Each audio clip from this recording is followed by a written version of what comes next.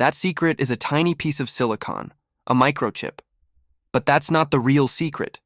The real secret is much bigger, much more important, and it's something the most powerful governments and corporations in the world do not want you to understand.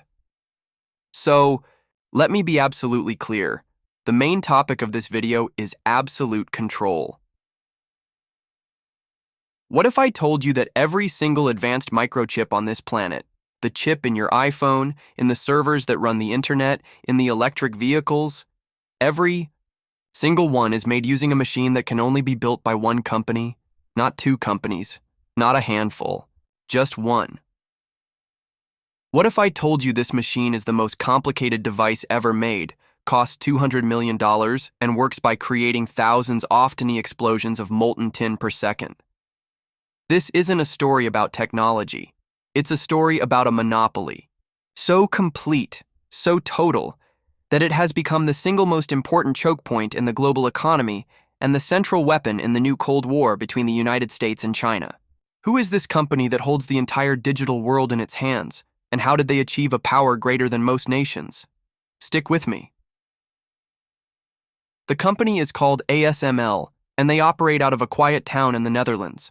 What they build is a machine for EUV lithography, extreme ultraviolet. It's the most expensive and critical step in chip making. Think of it as a cosmic projector. But how it works is mind-blowing.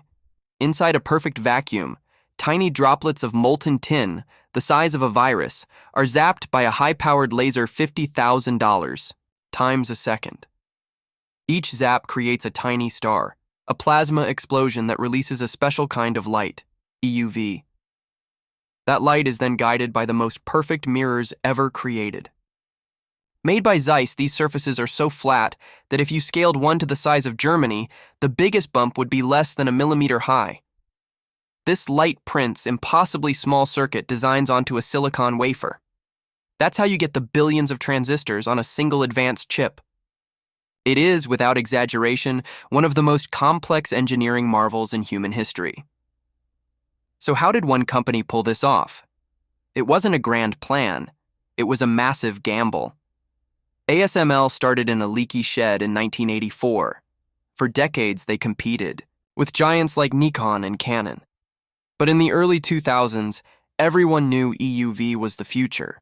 But the research would cost billions and was incredibly risky. American and Japanese firms balked. ASML, however, went all in, but they didn't have the money. So they pulled off a genius move. They went to their biggest future customers, Intel, Samsung, and TSMC, and convinced them to fund the research. In exchange for being first in line for the machines, they essentially had their customers pay for them to build a monopoly. Today, only 5 chip makers can even afford to buy these machines, and those 3 original investors make up nearly 84% of ASML's business. They've eliminated all competition. When you are the sole supplier of the world's most critical technology, you are no longer just a company. You are a strategic asset, a geopolitical weapon. And there is one country that is desperate for these machines but is absolutely forbidden from buying them: China. Under intense pressure from the United States, 42 countries have agreed to an export ban, preventing ASML from selling its EUV technology to Chinese firms. The US is using ASML as a choke point to stunt China's technological growth and military ambitions. The logistics are staggering. It takes 20 trucks and 3 Boeing 747s to ship one machine, so they know exactly where each one goes. The irony? ASML can sell older technology to China, and there's a huge debate now about whether even that is a national security risk. It's like giving your rival last year's Formula One car.